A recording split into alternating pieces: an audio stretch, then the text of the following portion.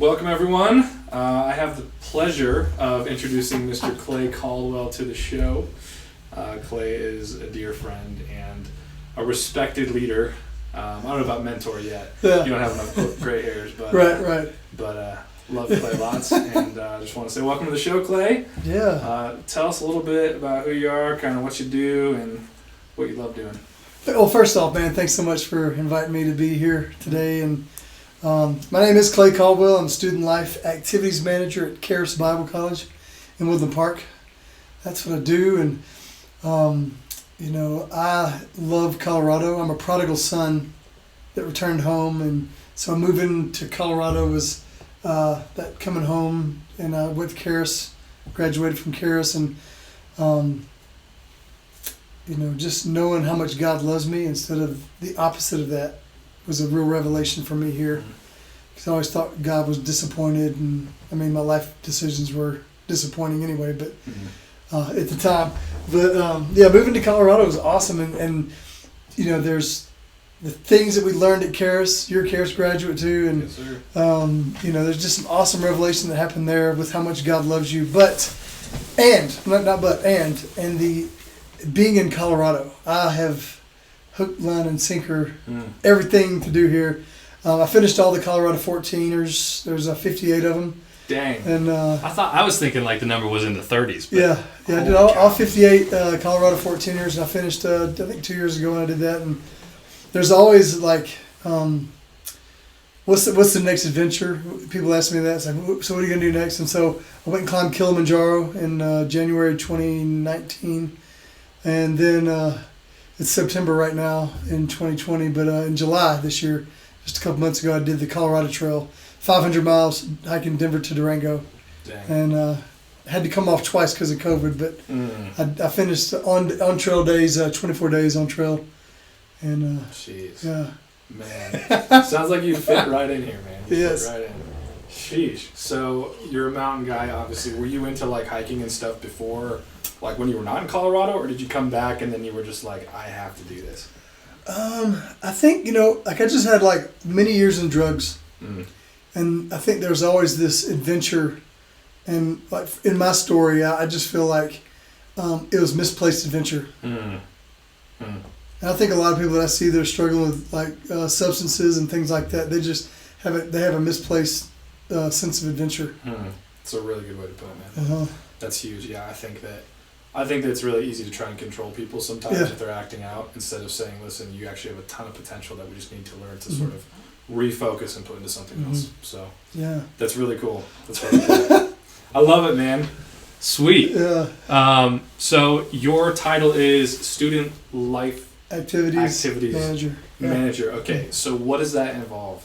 So last year we had a blast. Yeah. So I had it set up for registration. You've been through the registration process. It wasn't always the most fun. Right. And so when I got brought on, I was like, how can we make registration week fun? And then not only just fun, but I think just with Charis in general, here's my plug for Charis, but it's the curriculum's not hard. You can just show up to class and take tests. It's not difficult, but what God is doing in your heart, that's hard because we're selfish. Yeah, right. No, I don't want to change, God. Yeah. And so one of the things that I love about my role is like connecting people. And like in my mind, I just thought if you can get a solid friend base, even during orientation registration week, then you're really set up for success. So when the trials come, when whatever comes your way, you have like a group of friends that can say, you can make this, Chris, you're gonna survive this. Yeah. Let me help you with your tuition or whatever the case may be for people. So whitewater rafting trip right off the bat, we did that last year. I do Charis Now. Night of Worship is what that stands for, and so twice a month we're getting together and sharing food and doing worship. The way I like to say is like we're super structured 8 to 12 in class, but I always want the nows and any of the extracurricular stuff to just be fun. And if people tend to get on board with that, it's not like I don't have to go around correcting people. Right. You know what I mean? That's awesome. Yeah. So for those our listeners who don't know what Charis is. Yeah. It's just a quick overview of what Charis is. And obviously, as you've probably heard, I graduated from Charis, so that's how Clay and I know each other. But just give us a quick overview of what Charis is and kind of what they do. Yeah, so basically the first 2 years, I like to say they're foundational. So everybody's pretty much in the same classes. And then third year, you're going to choose your own adventure. Our business school, we have a worship school, creative arts, focuses on theater, ministry school, media, practical government, and global training. Yep. So if you want to open up a Charis or open up a Andrew Womack Ministries office somewhere in the world, Got it. go through that. Cool. program. And I graduated from their business program, which is why I'm doing podcasts now. So Yeah. I highly recommend it. It's a great program. Changed my life. And Clay kind of mentioned before, there's a emphasis on just the message of grace through the gospel, and it's changed lives. So good place. Yeah. So all right, let's jump in a little bit. I got kind of just a few questions for you. Sure, yeah. I would love to hear, I'm sure you have many, but maybe just one or two stories kind of pertaining to leadership, whether that's kind of through your position at Charis or just through maybe some things you've observed hiking mountains or being outdoors, or even pre-Charis or whatever. I'd love to hear maybe a couple stories of that. Some nuggets would be great. So tell us a little bit about leadership, some things you've observed, maybe a couple stories you have. You have to read. You have got to be a forever learner. And the more that you read, it's like you just discover people that you think have it all together don't. They're just excellent at trial and error. And so like reading helps give you ideas. That's why I saw so much growth happening at the ministry that I just I want to be somebody in a meeting that has something to say.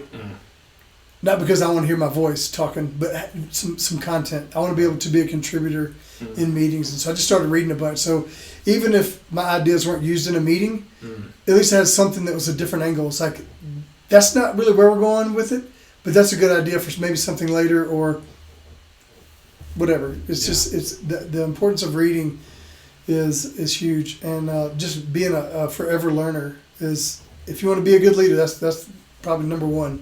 Is just being a good learner and listening, even to stuff that, like, I listen to some stuff and I'm like, I don't like or agree anything with what they're saying right now, but what that does is confirm what I do believe. Right, and I'm sure it gives you perspective as well, and helps you to kind of understand other people. I don't like what they're saying. But at least I read it. Yeah. That's awesome. So do you have like maybe 2 or 3 top books, or what's something you're reading right now? I finished a Blue Ocean Strategy today. It's about marketing and like coming up with something so creative that it really sets your business or ministry apart from anything else. One of the books, one of the references was Cirque du Soleil, was a piggyback off of not Barnes & Noble.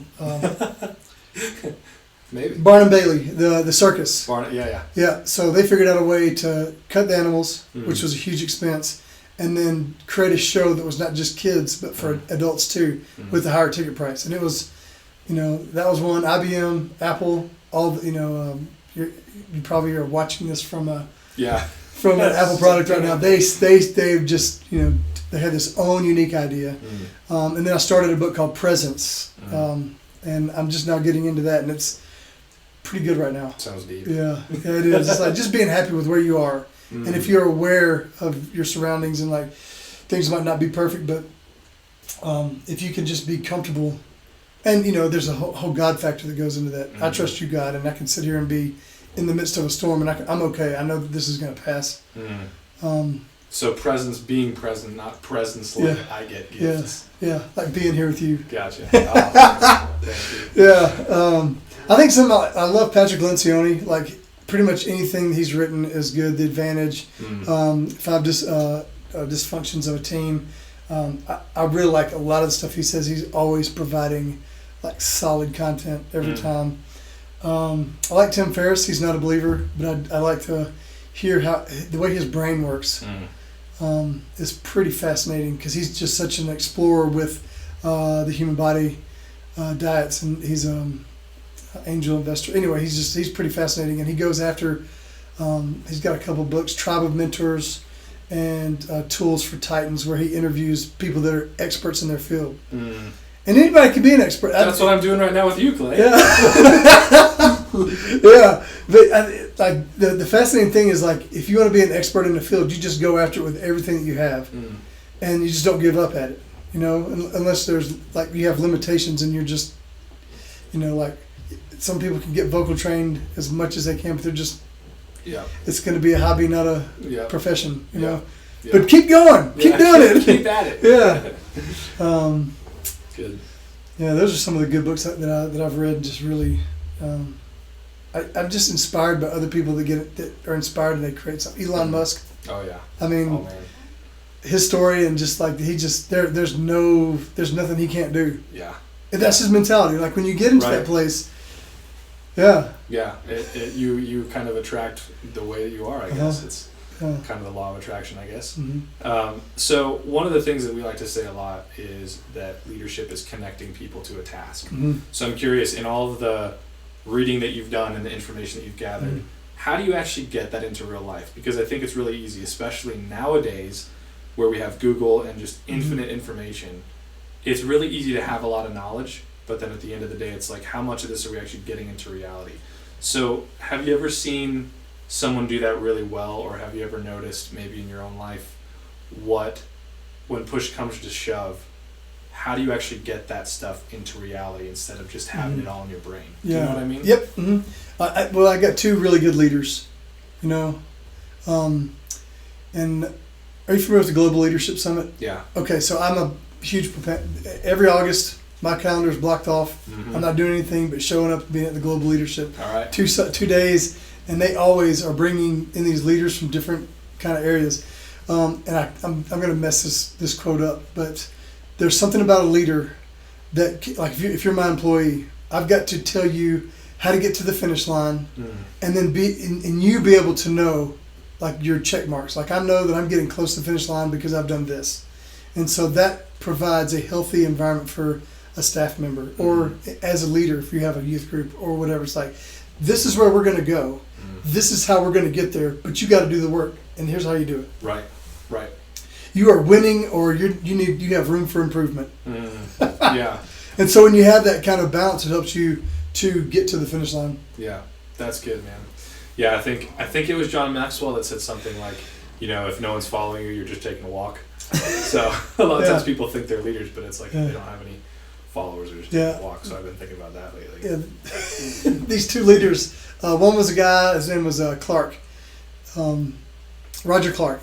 He was one of my first real bosses at Chick-fil-A. Okay. And it was like just the way that he built our team. I mean, you worked at Chick-fil-A? Yeah. Oh, no way. I didn't know that. Yeah. Wow. Yeah, in high school, I was a team leader. Okay. You know, in high school, had the key and was a night closer. Nice. But most Chick-fil-A's are just wired that way. They just really develop a healthy culture. I don't know what you worked there, yeah? No. No. Okay. No, I have one of the girls I graduated high school with. Her dad actually owns the franchise here in Springs. A couple of them, I think. Okay. So yeah, I got some friends who work there, but I never worked there myself. I just eat a lot of their food. Yes, let me swipe my ag. But there was such a healthy environment to work in. You knew what the goal was, and then there was it was fun, and there was perks. Like if you squeeze the lemons for the lemonade, and so there was contests, and so and so had the fastest case of lemon squeeze, and so you got a raise if you beat the. Oh wow! Yeah. For lemon squeezing. Yeah, and fastest trash run. There was all kind of contests, but it was a lot of fun. And then I had another. I still talk to Scott McCurry. I was a corporate trainer at Macaroni Grill. I was the head trainer at our store in Little Rock, and he was the general manager, and he was being promoted to area director.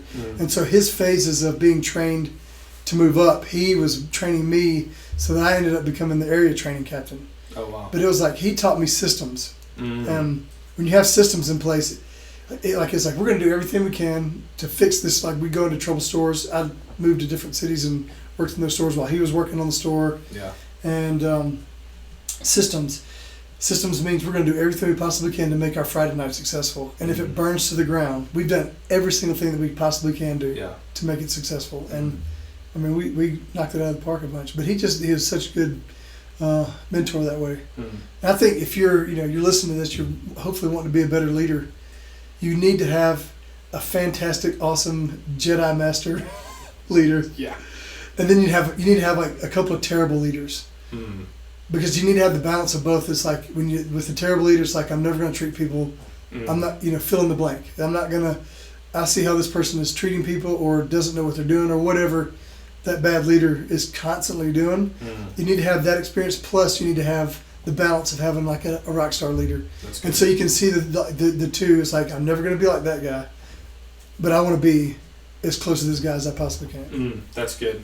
I love that. I think that's one thing I've always looked for in my life is like, okay, who can I constantly be learning from? Mm-hmm. And I think one struggle that I've had and that I've talked to other people about is how the heck do you find those people? Because it's like, what do you do, one, if those people aren't available? Uh-huh. Is it just a matter of self-education and hope you're doing it right?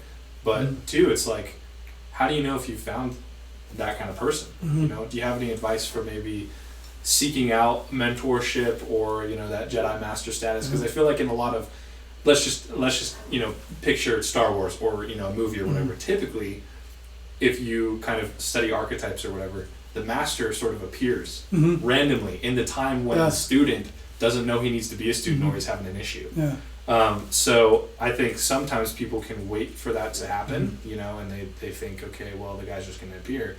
But sometimes you have to really go seek that out. So would you have any advice for maybe how to find that kind of a person? Yeah, absolutely. So it depends on the person listening to this right now. Because if you're really hungry and you find a good mentor leader, he's going to tell you stuff that you don't like. That's good. And if you bounce out and leave, going looking for another leader or a mentor, you've missed the boat. You hear me? That's good. If you found somebody that's really good, you need to stay with them and just take the beating. So common you know. Yeah. So a common denominator is that a good leader will tell you what you don't want to hear for the sake of you growing, and improving. That's good. It's tough too. I mean, like when you have a good leader like that, so don't. It's I know some people just church. They bounce to all these churches, but I'm not gonna go down the rabbit hole. You get what I'm saying? Yeah. And so, but like, there's a prayer thing. God, I'm really looking for somebody to be a mentor to me right now. And then just be alert and aware. If you're asking for it, God's going to do it. Yeah. And so when that person comes along, again, stick with them, until like you feel like I need, whatever the season is like. It might not be, your mentor might not be your boss. Your mentor might be something outside. So you might need to do some shopping too. Sure. But who do you listen to? Are you putting yourself out there and like with TED Talks, with books, pastors, there's teachers, how much information are you collecting that's like, this is the path that I really want to be on. And then you need to pursue people that are a couple steps ahead of you. Like I asked, like when I did all the 14ers, I joined the 14er meetup. I asked in the Facebook page and I asked tons of questions, even if they were stupid. Yeah. But it's like I can take anybody out now. Right. I think that's good too. And bring them back. Yeah. Well, I think you touched on something good because the ability to not be afraid of looking stupid is really important because being able to say, hey, I'm asking all these questions or I don't have it all together, whatever, takes a lot of humility, but it also means that you're willing to grow. And I think that the best leaders are constant learners and they're always growing and they're not afraid to be like, all right, I have no idea what's going on, I might look like I do, but I don't, so help me out here. Sure. That's a mark of a good leader. Yeah. So, good. Good. I love it, man. So, say we've got some younger, up-and-coming leaders listening to this podcast. I can imagine you probably had younger guys and girls underneath you when you were working for Chick-fil-A, or, of course, in your position here. If someone who is, if you had to give a couple words of advice to the next up-and-coming generation of leaders, what's something that you would say, or maybe what's something that you've noticed with kind of the younger generation that might differ from maybe someone our age or someone older? What would you say to someone like that? You can have the most, let me get my English right, the most perfect plan. It would be flawless. You even thought about the way that you would execute this idea in life. The best thing to do, even when you have that and you have people underneath you, is to be able to listen before you roll it out. And again, that's a specific conversation, but to be a good listener, like before, does anybody have any ideas about this is how we're going to climb this mountain? I know how we're going to do this, but there might be something that I'm missing, and they might just have like the key to unlock something pretty supernatural. And so to be a good listener, like that just goes in general. Like every time you feel like you have to say something out loud, why don't you think twice. Just take a deep breath and just there was a book called Thanks for the Feedback. Yeah. And it's like how you receive feedback from people even when you don't like it. And so one of the lines in there, the one-liner from that book was, take a deep breath, tell me more about that thing that you just said that I don't like. Because there's probably some truth in it. It's like, so if we're ever in a heated conversation, I say, tell me more about that. Oh, man. Bring the pain. Tell me more about that. Through your teeth. Oh, man, that's good. That's good. So pain, it sounds like maybe a common theme, a couple of things you've said, is pain is kind of evidence of growth a lot of times. Mm-hmm. It's good. How do you determine between like good pain and bad pain? I don't know.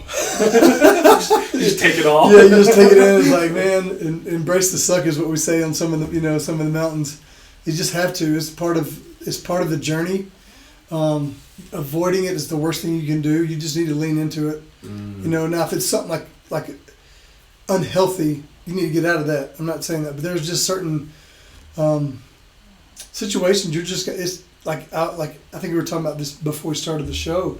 Like right now, all the fun stuff I do for Charis is on hold because of COVID. Everything's just on pause. So I'm kind of in this season where my job is to connect people, and I can't. And everything that I'm such an achiever, like I am. I love seeing results. I love putting people together and then seeing like teams form together and all that kind of stuff. All that stuff is on hold. So as a leader right now, I'm asking myself, how do I not get depressed in this time? How do I, what is it that I can do? And it's like, for me, it's just a great time to start new habits. In the gym. Even like when I don't feel like reading books, I'm in it because I feel like the more I can be active in my unactive space, right, it might trigger something that might be the next big thing for me. So good. Even though it's like, and it's like just embrace the suck. It's just part of the season. This is not going to last forever. But right now it feels like it's never going to end. Yeah. Like I think a lot of people kind of feel that way. Yeah. That are, when is this ever going to end? 2020. Yeah. Hashtag, is this ever going to end? Right. Right. New normal, all that stuff. But what leaders do is they rise above it. Even like, I sound like I'm confident, but I'm telling you, it's a real tough season. But I'm just not going to lay down. Yeah. And just not do anything. Yeah. And you have to fight through that place to like, what does God have next? Because I know it's amazing. Yeah. And so, what am I supposed to learn? I'd like to learn it quicker. Yeah. And yeah. It's good. I read a book called Man's Search for Meaning by Viktor Frankl. Yes. And it's a fascinating book for any of you who are readers. I would highly, highly recommend it. Even if you're not a reader, just learn to read and read it. Or listen to it. It's on YouTube. You can get it for free. Yeah, or listen to it. Mm-hmm. But basically, Viktor Frankl is a psychologist during the Nazi regime, and he gets captured, put in a camp, and he observes those who made it out of the camp alive from the perspective of a psychologist, and he was one of the survivors. And he so the first half of the book is him detailing kind of everything he observed, and then the second half of the book is him basically explaining, okay, I've developed this thing called logotherapy, which ties man directly to his purpose or his meaning. And he developed this whole mode of psychology and treatment based on meaning alone, because he figured out that the guys who actually made it through were the guys who had some kind of meaning to attach to that was external to their current circumstances. So I think that's so important during hard times, is that if you have kind of like a bigger yes or a bigger why to help get you through the hard stuff, I think that's gold. And that'll help kind of sustain you. So I'm curious, do you have, what's your bigger yes or your bigger why right now? What's apart from sheer willpower alone, what is the thing that you're attached to that's keeping you going through this time? What's inspiring you at the end of the day when you lay your head down showing this is why I'm doing this. So I told you, like, I was a prodigal son for so long. And so if I can help one Charis student stay in the race and not quit, then I've won. Yeah. Like, I've won that day. Yeah. Or, you know, like, even in, like, if I don't see any results right now, even just having just small talk conversations with people that I'm kind of developing a relationship with, that if something happens in their life where they're like, I have nobody, I have Clay, I can call Clay.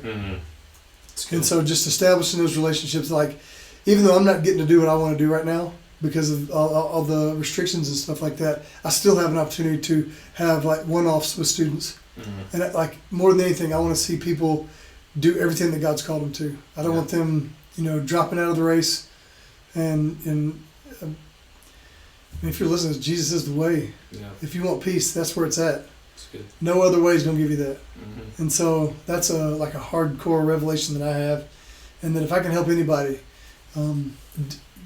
even nudging closer to wherever God's called them to be, then that's a win. Yeah. That's awesome. Amazing.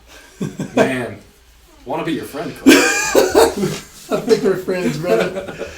Yeah. All right. Well, what's just a couple little last questions here. What's like one or two little nuggets of truth, or like sayings or little proverbs that you feel like are kind of eternal stakes in the ground that you can say, this is something that I'm leaning on, that is true, no matter the age, no matter the generation, no matter the time. What are a couple of those little nuggets of truth that maybe you've gathered through your life?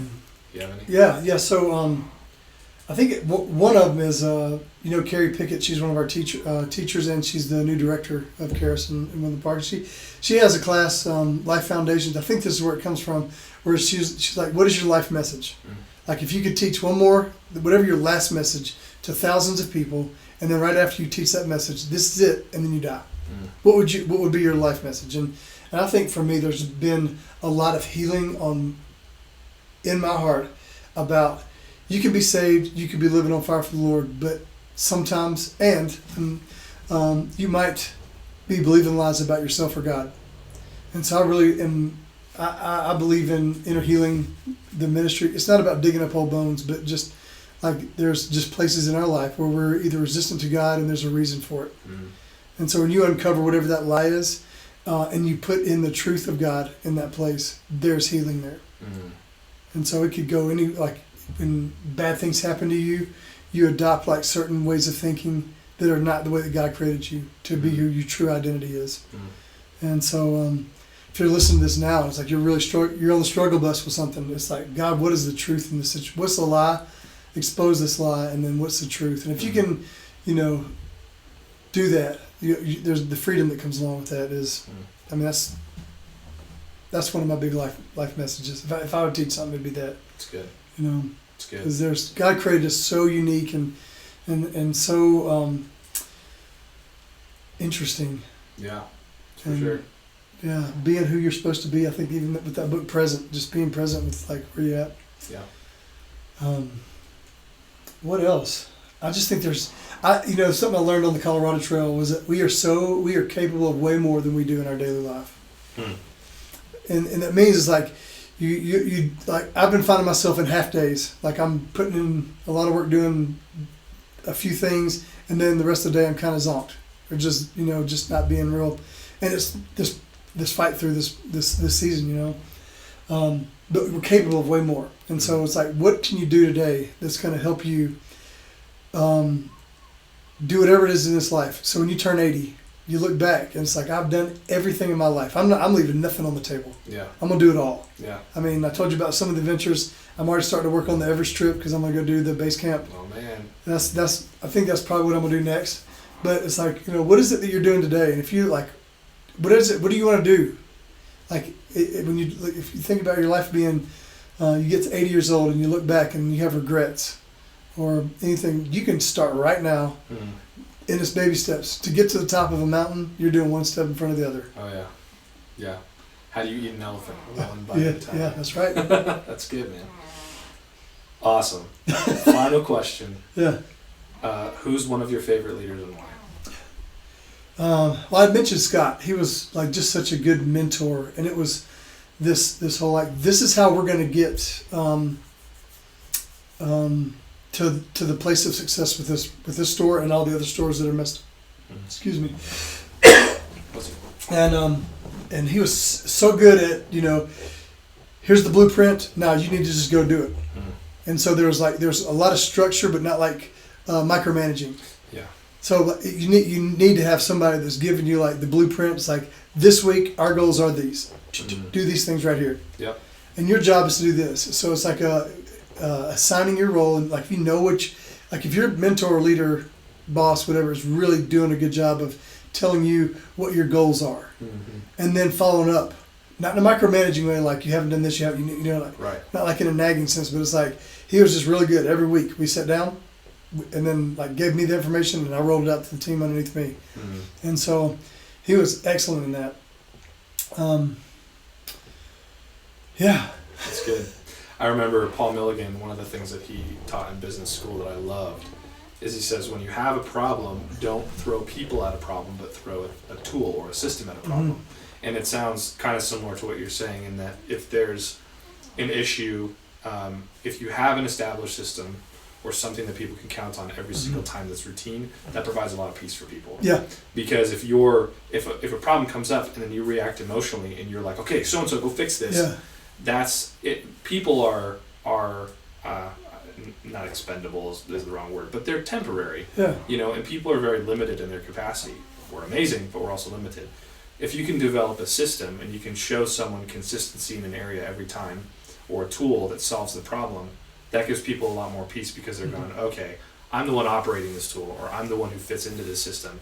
The whole thing isn't totally on me. I've got some structure to work with it. Well, even like pulling that person off their job, when you say get all emotional, it's like, you go do this. You just pulled them from the job that they're supposed to be doing. Right. Now you created another problem. Right. Totally. Yeah. You're right, man. But I need to stay over here. Yep. It's true. Good. Well, Clay. Yeah.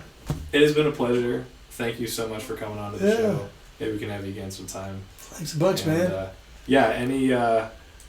Any way that we can help promote you, or I don't know, a little bit about Charis, or way to get a hold of you if people want to, or Instagram. I'm Adventure Clay on Instagram, and I post up pictures and videos of things that I'm doing. I like to try to. I think I don't post things to be brag about stuff. I really hope that people see some of my posts and get inspired to get after it and go do something. Because I just meet a lot of people that are just so stuck in life, and it's like you're just one step away from doing like the craziest adventure of your life. Yeah. And it's like just do anything if you're stuck. Listen, if you're stuck right now, Clay just imaginarily slapped the person. Yeah. For those of you who are not watching and only listening, just go do anything. If you're like, especially like I know with people that are super depressed, you need to start doing something for somebody else. That jump starts your whole system. Is like I used to have a hard time with Christmas. Like it was just, I had a great Christmas. I had a great family growing up, but for some reason Christmas was just and got to go serve at the Wind River Reservation last year. Yeah. And it was like doing something for other people that took my focus off of like Christmas. My wife is like elf. It's her. She it snowed up here in Woodland Park and here in Colorado. She wants to put the Christmas tree up, and I was like, I came home, I was expecting it to be up, That's awesome. Bah humbug. Yeah, personally, I have a personal goal to sort of be Santa Claus when I'm older. So I got to work on the beard and stuff. But I think I could probably pass if I gain a few pounds and all that. That's good. But you can do stuff for other people though. That if you're stuck with something. I find that to be good too. It's good, man. Well, Clay, thanks again for being on the show. This is Chris, and we are signing off. Bye-bye.